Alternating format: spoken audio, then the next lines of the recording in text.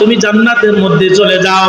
আল্লাহ যখন এইভাবে বলবেন, আমার আল্লাহ সুবহানাহু ওয়া তাআলার কথার প্রতি উত্তরে ওই হাফেজে কোরআন মাওলানা সাহেব আল্লাহকে বলবেন, মালিক গো আল্লাহ, আমাকে যে আপনি জান্নাত দিচ্ছেন, কিন্তু আমি তো আল্লাহ জান্নাতে যাব না গো মালিক। আল্লাহ পাক রব্বুল আলামিন বলবেন যে হাফেজ তুমি জান্নাতে কেন যাইতে চাও না? বলবে, মালিক মেহেরবান আল্লাহ, আমি এই জন্য জান্নাতে যাইতে চাই না কারণ আমাকে আমার বাবা আমার মা কত কষ্ট করে নিজের জীবনটাকে না বাঁচাইয়া নিজের জীবনটাকে কষ্ট দেওয়ার পরে আমার বাবা আমাকে মাদ্রাসার মধ্যে বেতন দিয়েছে গো মালিক। আজকে আমার বাবা কোথায়, মা কোথায়, তাদেরকে নিয়ে আমি জান্নাতে যাব। সুবহানাল্লাহ মনে বলবেন না? আর একবার বলেন সুবহানাল্লাহ। ও ভাই বন্ধুগণ, সম্মানিত মুআজ্জিজ হাজিরিন, আমার আল্লাহ পাক রব্বুল আলামিন খুঁজে বলে, বান্দারে যা যা তোর বাবা মা কোথায় আছে খুঁজে বের কর। সেই দিন আপনার আমার কপাল কেমন, সেই দিন আপনার আমার কপাল কত সুন্দর, সেই দিন আপনার আমার কপাল কত সুন্দর, কপাল কত ভালো। আপনি আমি হাফেজে কোরআনের বাবা হয়েছি, আপনি আমি হাফেজার মা হয়েছি, আপনি আমি আলেমের বাবা হয়েছি, মা হতে পেরেছি। এর চাইতে কপাল আপনার চাইতে আমার চাইতে বড় কপাল আর কে হতে পারে? এর চাইতে বড় কপাল আরো আছে নাকি? আমার ভাইরা কষ্ট হচ্ছে মনে আপনাদের? সম্মানিত মুআজ্জিজ হাজিরিন, আমার আল্লাহ পাক রব্বুল আলামিন এই জন্য আপনাকে আমাকে দুনিয়া পেটে পাঠাইছেন কার জন্য? দুনিয়াবির জন্য শুধু পাঠান নাই, ওমা খালাকতুল জিন্না ওয়াল ইনসা ইল্লা লিয়াবুদুন।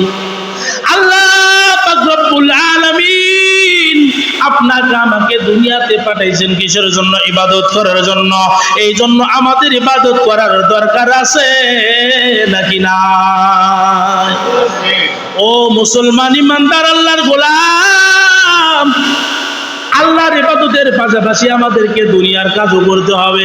কিন্তু আমরা দুনিয়ার প্রতি এমন ব্যস্ত হয়ে গেছি, গার্মেন্টসে যদি একটু লেটে যায় আমার চাকরি থাকবে না, গার্মেন্টসে যদি একটু পরে যায় আমার হাজিরা বোনাস থাকবে না, কিন্তু আল্লাহর জান্নাতে যদি আমি যাইতে না পারি, আমার চাইতে কপাল পোড়া মুসলমান আর দুনিয়াতে না।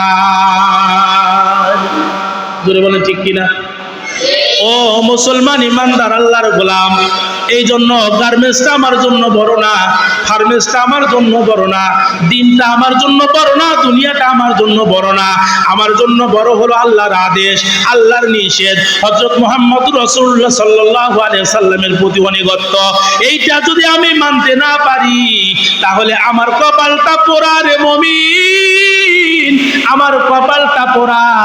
আল্লাহ পাক রব্বুল আলামিন তখন আমার প্রতি নিশ্চয়ই খুশি হবেন না। এই জন্য আমরা যদি আল্লাহকে ভালোবাসতে চাই, আমার বাচ্চাকে আমি কেন মাদ্রাসায় দিয়েছি, আমার বাচ্চাকে আমি কেন দ্বীনের জন্য দিয়েছি? আমি দ্বীন করতে পারি নাই, আমি হাফেজ হতে পারি নাই, আমি হাফেজা হইতে পারি নাই, আমি আলেমা হইতে পারি নাই, কিন্তু আমার সন্তানটাকে আমি আলেম বানাবো, আমার সন্তানটাকে আমি হাফেজে কোরআন বানাবো। তাহলে আমার সন্তানটাকে যদি আমি হাফেজে কোরআন বানাইতে চাই, তাহলে আল্লাহর মহব্বত আমার অন্তরে থাকার দরকার আছে নাকি নাই? ও মুসলমান জোরে বলেন, দরকার আছে নাকি নাই?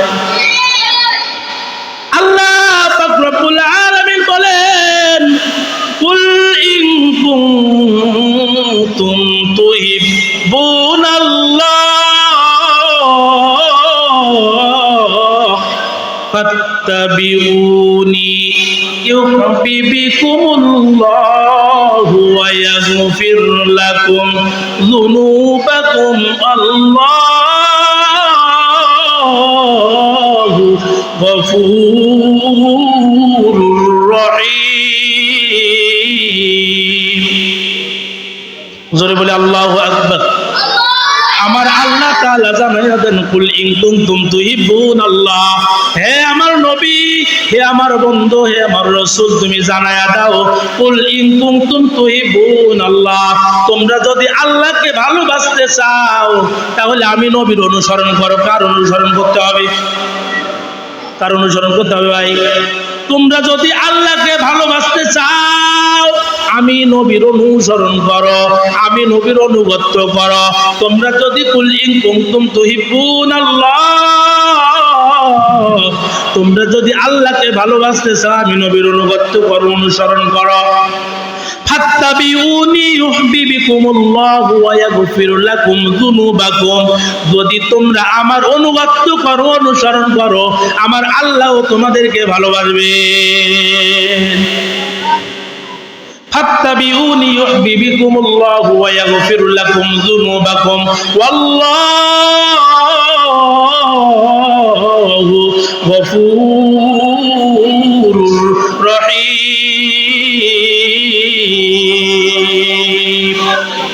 আরেকবার বলেন আল্লাহু আকবার। আল্লাহ তোমাদেরকে ভালোবাসবেন। যদি আমরা আল্লাহ রাসূলের অনুগত্য করি তাহলে আল্লাহ আমাদেরকে ভালোবাসবেন। নিশ্চয় আল্লাহ পাক রব্বুল আলামিন দয়ালু ক্ষমাশীল।